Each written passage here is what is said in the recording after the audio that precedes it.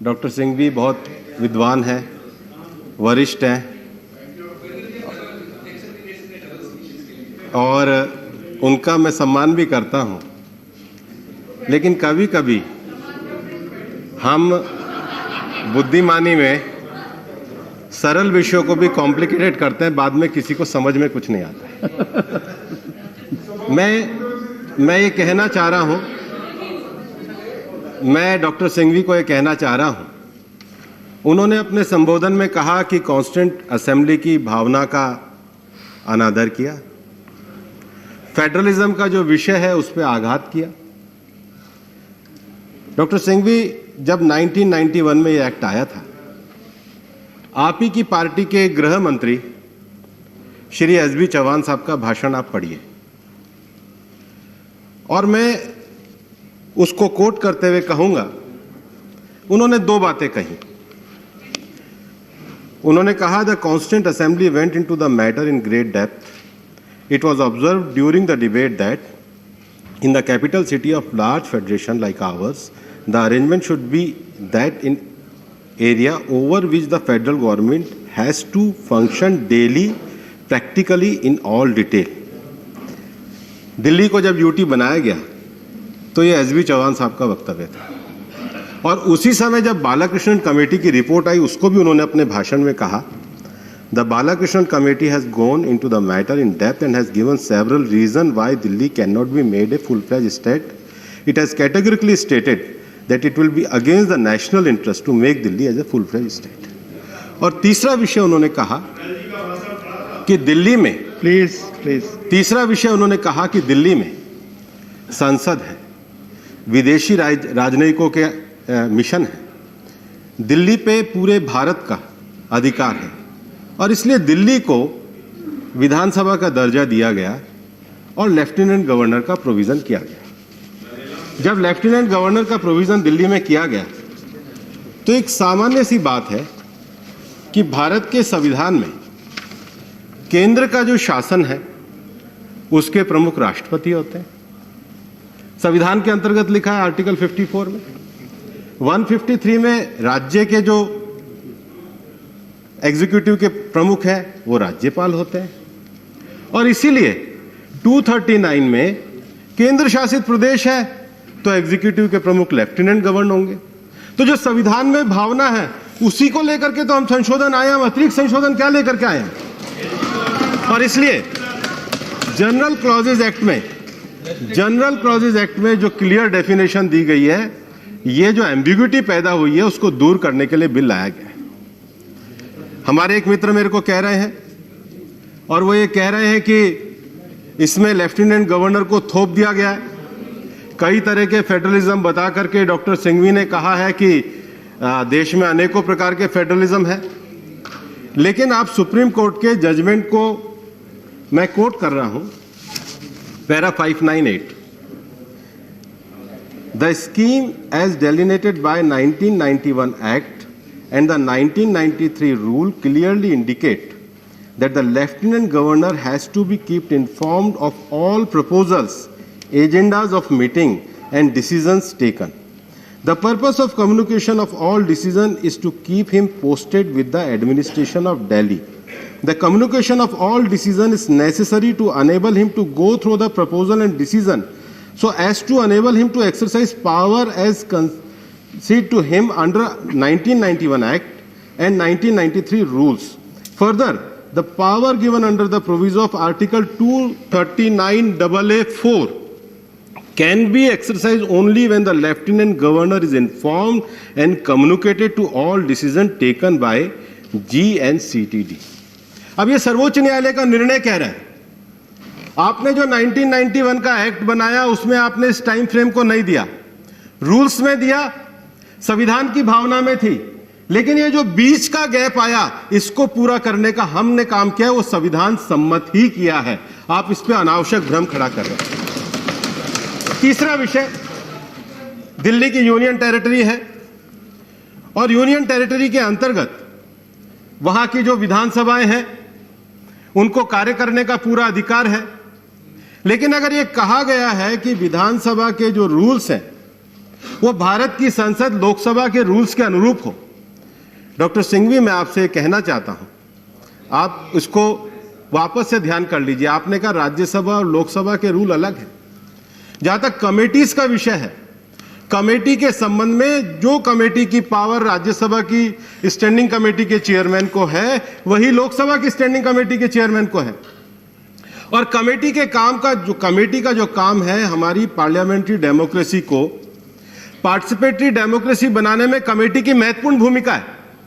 Committee को यह power है कि कमेटी एनुअल रिपोर्ट को देख सकती है, कमेटी डिमांड ऑफ ग्रांट को देख सकती है, कमेटी किसी लॉ के बारे में विचार कर सकती है, लेकिन कमेटी सरकार के डे टू डे एडमिनिस्ट्रेशन में इंटरफेरेंस नहीं कर सकती है। आपने दिल्ली विधानसभा की जिस कमेटी को कहा है, आप ये बताइए कि अगर मान लीजिए कोई क्रिमिनल इंसिडेंट होता है और कमेटी उसका इन्वेस्टिगेशन करने लग जाएगी, तो फिर एग्जीक्यूटिव पुलिस का क्या होगा? अगर डे टू डे एडमिनिस्ट्रेशन अगर विधानसभाओं की कमेटी करने लग जाएगी, तो आप ही बताइए, जो आप फेडरल स्ट्रक्चर की बैलेंसिंग बता रहे हैं, न्यायपालिका, विधायिका और कार्यपालिका, इनकी समरूपता कहां से होगी? इसलिए एकदम सही अमेंडमेंट लेकर के आए हैं कि कमेटी के जो रूल्स हैं वो लोकसभा के अनुसार होने चाहिए। और चौथे पे तो आपको कोई आपत्ति है ही नहीं। लेकिन मैं आपको यह कहना चाहूंगा कि दिल्ली की जो यूनियन टेरिटरी है, उसका अपना एक यूनिक फीचर है, क्योंकि दिल्ली भारत की राजधानी है। और हम ये जानते हैं, और हम इस बात को बहुत अच्छी तरह जानते हैं कि दिल्ली का किसी भी प्रकार के एडमिनिस्ट्रेशन और गवर्नेंस से केंद्रीय सरकार की भी जिम्मेदारी रहती है। लेकिन दिल्ली के लोगों को उनकी विधानसभा चाहिए थी, और इसके लिए संघर्ष भी भारतीय जनता पार्टी और हमारे खुराना जी और हमारे साहिब सिंह वर्मा जी जैसे नेताओं ने किया। उसके कारण आज दिल्ली में विधानसभा आई है। ये भारतीय जनता पार्टी का एक लंबे समय से संघर्ष था। दिल्ली की मेट्रोपॉलिटन काउंसिल में भी हम आए थे, क्योंकि हम चाहते थे कि दिल्ली में लोगों को विधानसभा का अधिकार मिले, और ये उसका परिणाम था कि दिल्ली में विधानसभा बनी। लेकिन दिल्ली में जो विधानसभा बनी है, उस विधानसभा को पूरे अधिकार दिए गए हैं। और इसलिए जब ये पूरा विषय आया, तो जो अमेंडमेंट आए हैं वो अमेंडमेंट सीमित है। पहला विषय एकदम बहुत स्पष्टता के साथ समझ लेना चाहिए कि government means executive government means lieutenant governor ही यूटी में होता है। आप दो तरह की बैलेंसिंग कैसे खड़े कर सकते हैं? आप दो तरह की बैलेंसिंग सिस्टम और दो क्षेत्रों के लिए अलग अलग सिस्टम कैसे कर सकते हैं? जब गोवा भी यूनियन टेरिटरी था, मिजोरम भी यूनियन टेरिटरी था, तो वहां भी लेफ्टिनेंट गवर्नर को सेम पावर थी। और इसलिए लेफ्टिनेंट गवर्नर में कल को आप अगर ये कह दोगे, अगर ये एम्बिग्युइटी पैदा हो जाए सिंघवी साहब, कि जो दो लेफ्टिनेंट गवर्नर हैं उनको 2 क्लास डिक्लेयर कर दो, तो फिर कल गवर्नर में भी आप 3 क्लास नहीं डिक्लेयर कर दोगे कि बड़े राज्य का गवर्नर, छोटे राज्य का। जब हमने अपने संविधान की व्यवस्था में संघ, राज्य और केंद्र शासित प्रदेश रखे हैं, तो उनके जो एग्जीक्यूटिव हेड हैं वो संविधान के अनुसार ही होने चाहिए, जो संविधान के अंतर्गत लिखे गए। पहला विषय। दूसरा विषय, दिल्ली में जब दिल्ली को केंद्र शासित प्रदेश का दर्जा दिया गया, तो केंद्र शासित प्रदेश का दर्जा देते समय उस समय भी 3 चीजें, और आपने खुद ने भी लिस्ट में पढ़ा है कि 3 चीजें, पब्लिक ऑर्डर, पुलिस और लैंड। इस पे किसी भी पार्टी को असहमति नहीं है, और यह एक्ट 1991 से चल रहा है। इस पर दिल्ली विधानसभा का अधिकार नहीं दिया। क्यों नहीं दिया? क्योंकि दिल्ली का जो यूनिक फीचर है, दिल्ली आज केवल भारत की राजधानी, दिल्ली भारत के फेडरल स्ट्रक्चर का एक प्रतीक है। दिल्ली का जो स्ट्रक्चर है, दिल्ली का जो विकास है, दिल्ली का जो डेवलपमेंट है, और इसलिए दिल्ली की सरकार निश्चित रूप से जनता की चुनी हुई सरकार है, और जनता की चुनी हुई सरकार को बनाना, चलाना, शासन करना ये बहुत आवश्यक है। लेकिन जनता की सरकार का जो हेड लेफ्टिनेंट गवर्नर है, मुझे कोई यहां पर यह स्पष्ट रूप से बताए कि समस्या पैदा कहां से हुई। यह समस्या यहां से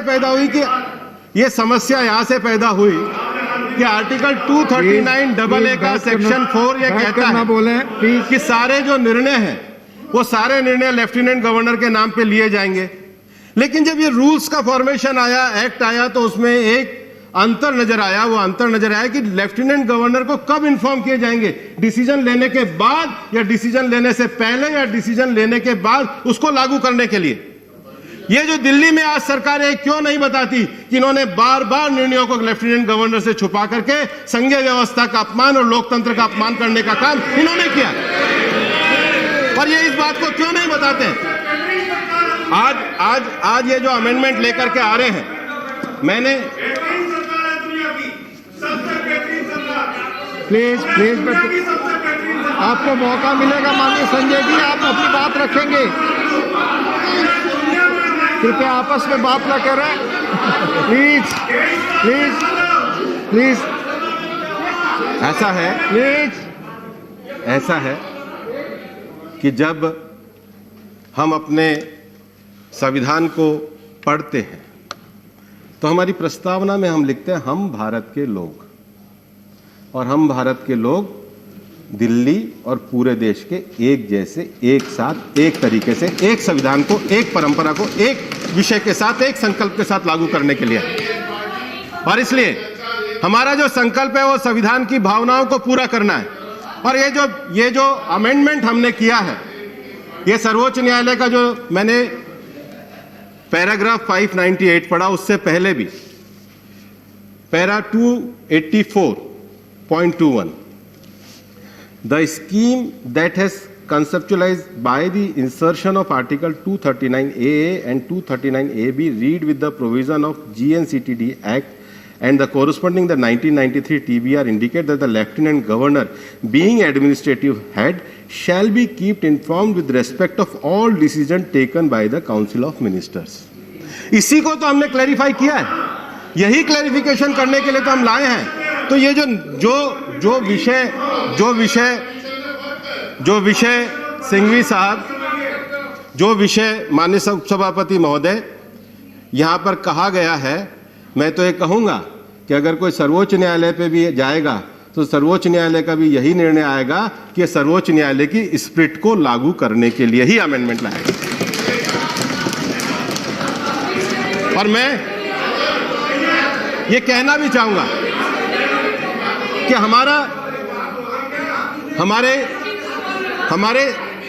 हमारे संघीय ढांचे में जिस संघीय ढांचे की बात अभी कही जा रही थी, इस देश में कोऑपरेटिव फेडरलिज्म को बढ़ाते हुए, इस देश में संघीय सहकार को बढ़ाते हुए, भारत संघ इस देश में कोऑपरेटिव फेडरलिज्म को बढ़ाते हुए जो दो विषय हैं, राज्यों और केंद्र के बीच में आपस में समन्वयकारी संबंध, और उसके साथ ही साथ केंद्र शासित प्रदेश के अंतर्गत जो राज्य हैं वहां दो ऑब्जेक्ट पक्के रहते हैं, गुड गवर्नेंस और smooth functioning of the government function.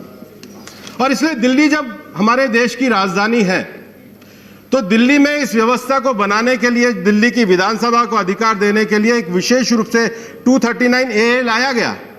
लेकिन वो जो 239A लाया गया, उसका जो एग्जीक्यूटिव हेड है वो लेफ्टिनेंट गवर्नर ही है, और लेफ्टिनेंट गवर्नर निर्णयों को सही तरीके से सही समय पे ले सके, उसके लिए ये परिवर्तन लाया गया ताकि दिल्ली के लोगों के, नागरिकों के हित में निर्णय में किसी प्रकार की गलतफहमी ना हो। और इसलिए जो अमेंडमेंट हम लेकर के आए हैं, ये अमेंडमेंट हम दिल्ली के आम नागरिक के हित में लेकर के आए हैं, ताकि उसको कैसे गवर्नेंस मिले। जो लोग आज दिल्ली में सरकार में बैठे हैं, ये पूरा देश जानता है कि दिल्ली में इनके सरकार में रहने के बाद वायु प्रदूषण कितना फैला, उसको पूरा करने का काम, दूर करने का काम हमारी सरकार ने किया। ये सब लोग जानते हैं कि कोविड के समय में वैश्विक महामारी में जब दिल्ली सरकार ने हाथ खड़े कर दिए थे तो हमारे गृह मंत्री अमित शाह जी मैदान में उतरे और दिल्ली की कोविड की लड़ाई को हमने लड़ा। हम इस बात को जानते हैं कि राजनीतिक दल प्लीज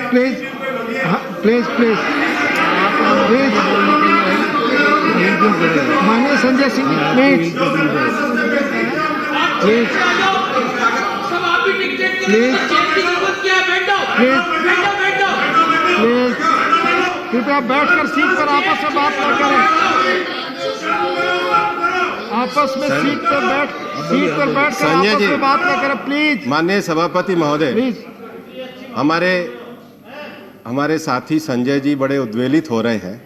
मैं तो ये कह रहा हूं कि दिल्ली में प्रदूषण, कोविड, यमुना, सीए के दंगे जो आप नहीं सुलझा पाए, हम मिलकर के इसको सुलझाना, हम मिलकर के इसमें न्याय दिलवाना चाहते हैं और दिल्ली के आम नागरिक को आगे बढ़ाना चाहते हैं।